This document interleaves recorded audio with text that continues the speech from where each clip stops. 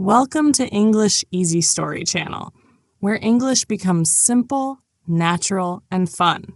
Here you don't memorize boring grammar rules.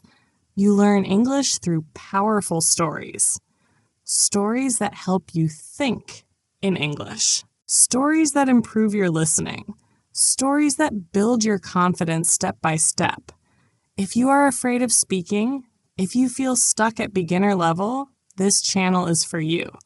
Relax, listen, repeat, and let's grow your English together. My name is Emma. I am 24 years old. I have a husband. His name is Tom. He is 26 years old. I married young at 20, and now I know it was a mistake. The first 3 years with Tom felt like a fairy tale. We laughed, cooked dinner together, and talked about our dreams every night. But soon, everything changed. Tom got a new job at a big company. He worked late every day, even on weekends. When he came home, he was too tired to talk. He stopped looking at me. He stopped being my husband. He became just a man who lived in my house. I felt so alone. 3 weeks ago, I woke up to loud noises outside.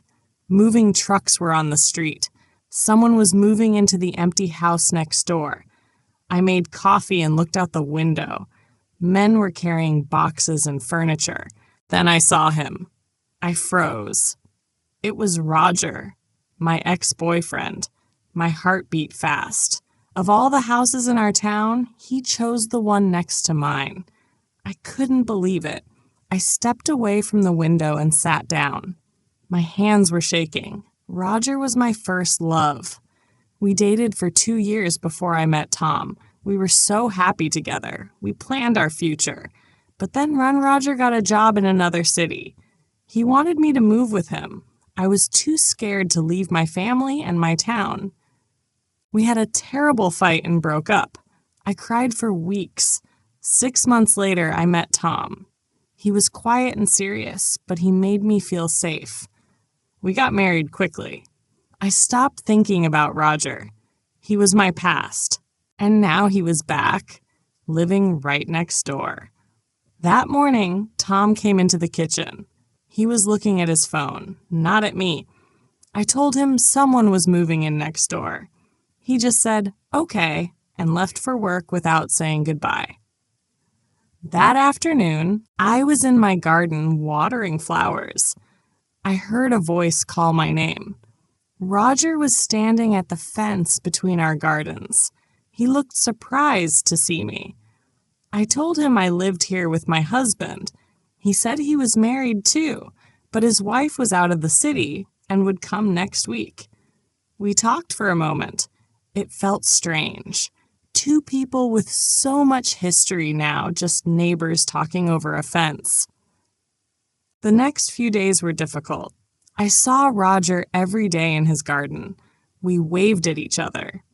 Tom didn't notice anything. One evening, I was taking out the trash. Roger was outside. He asked me, "Are you happy?" The question shocked me. I said, "I'm fine." But my voice was shaking. Roger looked at me with sad eyes and said, "You don't look happy. If you ever need to talk, I'm here. We were friends once. We could be friends again." That night, I couldn't sleep. I thought about his question. Was I happy? No. My marriage felt empty. Tom and I were like strangers, and Roger was back in my life, the man I once loved, the man who still seemed to care about me. A week later, Tom left for a work trip. He would be gone for 3 days. He didn't kiss me goodbye. He just walked out the door with his suitcase. I spent the first day alone, cleaning the house and trying not to think too much. The second day was harder. The silence in the house felt heavy. I saw Roger working in his garden. His wife had gone to visit her parents for a few days. We were both alone. That evening, I baked a pineapple cake. I made too much. I stood in my kitchen, looking at the extra cake on the counter. Roger loved pineapple cake. I remembered how happy he was whenever I made it for him years ago. I shouldn't bring it to him. I knew that, but I felt so lonely, and it was just cake. So I picked up the plate and walked to his door before I could change my mind. Roger opened the door. He was surprised to see me. I held out the plate. I told him, I made extra pineapple cake and remembered you liked it. His face changed. His eyes softened. I can't believe you remembered, Roger said. He invited me inside. I should have said no. I should have given him the cake and left. But I walked into his house. We sat in his kitchen. He cut 2 pieces of cake. We ate in silence at first. Then we started talking about old memories. He talked about the time we went to the beach and got caught in the rain.